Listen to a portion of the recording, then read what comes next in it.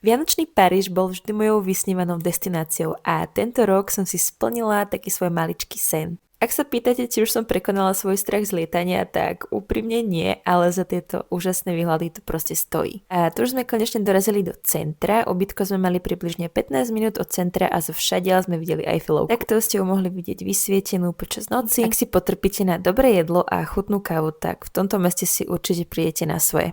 A my sme vyskúšali aj nejaké takéto špecialitky a padal samozrejme aj nejaký ten dezertík. Určite nevynechajte počas Vianoc vianočné trhy a stánky pod Eiffelovou vežou, kde mali skvelý punč a večerné prechádzky takýmito vysvietenými uličkami boli naozaj magické. Ak máte radi umenie a architektúru, tak určite navštívte múzeum v Louvre a katedrálu v Notre Dame, ktoré sú síce trošičku ďalej od centra. My sme ich stihli vidieť iba zvonku, ale určite sa oplatilo zájsť aj na tieto miesta. Výhľad z vrchu Eiffelovky určite nesmiete vynechať, keď už ste v Paríži, a my sme síce išli na druhé poschodie, nakoľko bola zlá viditeľnosť, ale ten výhľad rozhodne stal za to. Pokiaľ sa chystáš, určite ti odporúčam robiť si nejaký plán vopred a presný harmonogram, aby si sa dostal ku všetkým bodom, ktoré chceš navštíviť. Preto ja už viem teraz, že som tu rozhodne nebola posledný krát.